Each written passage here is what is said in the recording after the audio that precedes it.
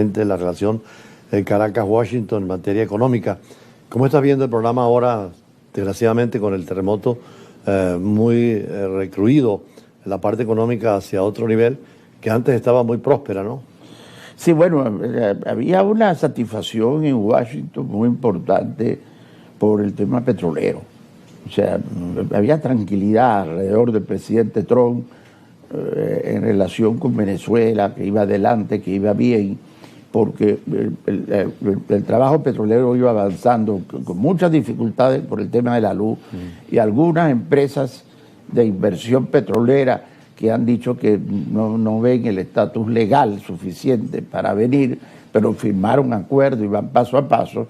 El tema petrolero, digamos, tenía tranquilizado a Washington, pero en Washington se alteraron un poquitico porque la situación del país, del pueblo venezolano es muy difícil, hay medidas retrasadas y entonces ahora, después del terremoto, se complica más el tema, y aunque está ingresando algo de dinero, Julio, importante, 2.500 millones de dólares casi, solo por los ingresos petroleros para el mes de agosto, la situación económica del país está bastante, aparte del petróleo que va bien y de la economía petrolera que va a mover la economía del país, y la electricidad, que ya el presidente Trump giró instrucciones a las empresas de electricidad que él quería mejorar considerablemente el tema de la electricidad en Venezuela antes de diciembre. Es el tema fundamental, la parte eléctrica, y es donde hay más trabajo que hacer, sí. Pero ya hay técnicos de alto nivel que están trabajando en esa materia. Sí, porque fíjate que el CEO de Chevron hace una descripción de que cuando la luz se apaga y los pozos se apagan, o toda la estructura petrolera, para no decir los detalles, la reconstrucción de esa energía trae un problema muy grave en el tiempo del plazo. Y para el petróleo, la electricidad es fundamental. Yo diría que estamos a un 40% o un 30% de lo que puede producir Venezuela de petróleo. Fíjate que no vamos a llegar a las metas de diciembre, que se pensaban llegar a 2.500.000 por el tema de la electricidad. Ahora, la relación directa política se ha ido profundizando, pero todavía hay muchas interrogantes, ¿no? Sí, porque los inversionistas petroleros, sobre todo, empezaron con sus dudas. El presidente Trump le dijo que su aval era... Él colocaba su aval por Venezuela, que Venezuela él la estaba manejando, que se iban a modificar las leyes y que iba a ser un gran negocio Venezuela para las empresas petroleras.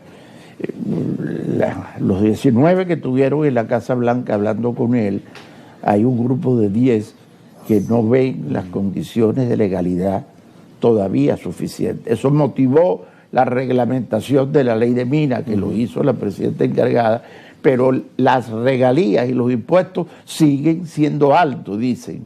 Pero hay un tema de seguridad jurídica que no lo ve claro. Y eso ha llevado a Trump a decir, vamos a revisar también el tema político de Venezuela. Tal vez por eso también la presión para poner a conversar sectores de la oposición, dándole la legitimidad a la Asamblea del 2015 y, naturalmente, con la nueva Asamblea, que es la que está funcionando. Oye, embajador, con ese feeling tuyo, que probablemente lo tomaste de tantos procesos en tu vida en el exterior, ese es uno de los acontecimientos diplomáticos de mayor envergadura en el país últimamente, porque la información revela una palabra más, una palabra menos, entiéndame, todos los que te escuchan y te ven, de que el secretario de Estado, atento del proyecto, que es su proyecto, Venezuela y el Caribe es su proyecto de alguna manera, además de haberse fortalecido ahora y casi a punto de iniciar campaña frente a Vance por las elecciones de Estados Unidos.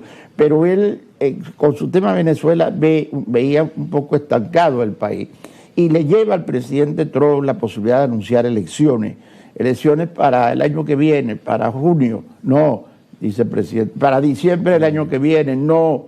Y entonces, ante el esquema de los inversionistas cuestionando que no hay un esquema de legalidad todavía en Venezuela para inversiones de envergadura, del petróleo estoy hablando, pero de otras muchas áreas, lo de la electricidad están empezando a decir lo mismo, el secretario de Estado retoma una propuesta y le dice, déjeme hacerle una propuesta, y entonces buscan a la presidenta de la Asamblea Nacional del 15 y la traen, y entonces después se habla con el presidente encargado y se produce el diálogo que tú estás viendo, que tiene instrucciones de Washington de terminar con algunos anuncios reales importantes. Después lo que pase, uno nunca lo sabe. O sea que seguramente allí está el tema electoral entre los prioritarios y el Consejo Nacional Electoral y sobre todo el Tribunal Supremo de Justicia, que es el que le da mayor legalidad al sistema. Efectivamente, una estructura de marco legal para el inversionista petrolero y de electricidad, que son los dos más próximos que se están moviendo en Venezuela y otros más en las compañías enteras del mundo entero, pero las americanas sobre todo, están tomando más interés en Venezuela.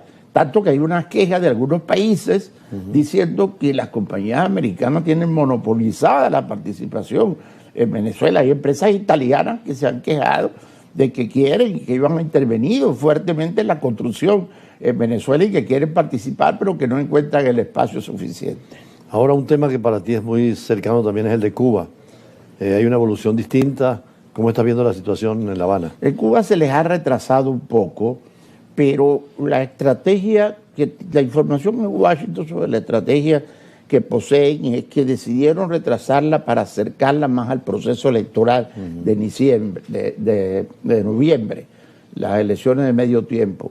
O sea, que en el mes de septiembre, específicamente, deben haber unas acciones más fuertes con Cuba para tomar ese votaje, esos votos cubano-americanos e incluso latinos que se encuentran en el área de Florida y otros estados donde llega a ser una votación importante, sobre todo para los alcaldes, pero que va a intervenir en las elecciones de senadores y representantes. O sea que aunque se diga que ya Cuba recibió una serie de planteamientos y lo aceptó para modificaciones importantes que van a tardar, la rapidez del tema cubano se va a acelerar en septiembre. Y la información que tienen también oculta de alguna manera ya el tema de Nicaragua. Nicaragua se va a entrar de otra manera directamente en cooperaciones con Ortega. Con Ortega y con la familia de Ortega. Pero aparte de estos temas que son muy neurálgicos, pareciera que el continente tiene otro rumbo, ya no es el socialismo del siglo XXI. Es interesantísimo. Caso Colombia, las elecciones. Interesantísimo, fíjate. Lo que está pasando, lo que ellos montaron, el escudo de las Américas, el llamado escudo de las Américas, con los presidentes de pro Estados Unidos, y además de eso el marco de seguridad, de evitar que China se acerque en inversiones, Rusia y otros países, pero sobre todo China, y alejar a Irán y otros del área y los temas de terrorismo. Ellos crearon todo un marco de influencia. Empieza por México. México no es la misma. No. México tiene drones y tiene una investigación y tiene gobernadores acusados. Tiene la presencia permanente y la presión de Estados Unidos.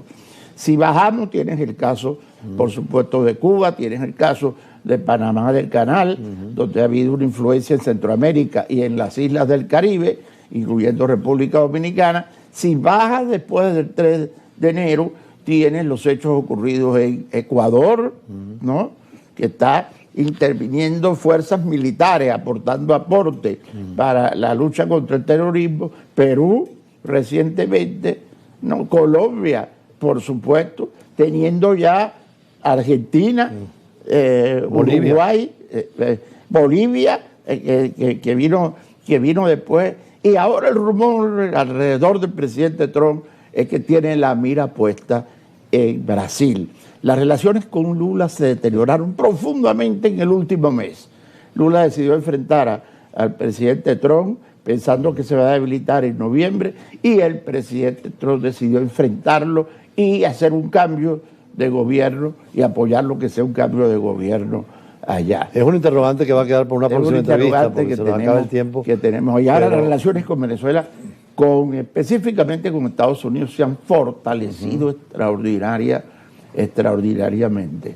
No, y que en la vía de la democratización mayor y la legitimidad de poderes va a ser mucho más clara la relación. Va a ser la pregunta, sí. Pero el socio estratégico mayoritario, como yo lo llamo, que es Estados Unidos, de Venezuela, ha venido tomando posesión de más relaciones con Venezuela, y Venezuela también interviniendo con su socio estratégico mayoritario, que es Estados Unidos. Así que Estados Unidos lo tenemos en Venezuela como el aliado más importante. Bueno, desde hace mucho tiempo tú preveías todas estas cosas que iban a pasar y se han ido. Bueno, acuérdate que tú me ayudas a hacer ese informe que llega a tantos lugares. Hay que mandarlo a la embajada. Ya un número de 20 embajadores con todos esos datos importantes que tú tienes. Bueno, muchísimas gracias. Nosotros seguimos con otros entrevistados. Tomás Sociedad siempre es una unidad especial para la parte económica y sobre todo las relaciones con Estados Unidos, que son fundamentales hoy para Venezuela. Así que vamos al corte y seguimos con otros invitados. Por cierto, desde otro continente.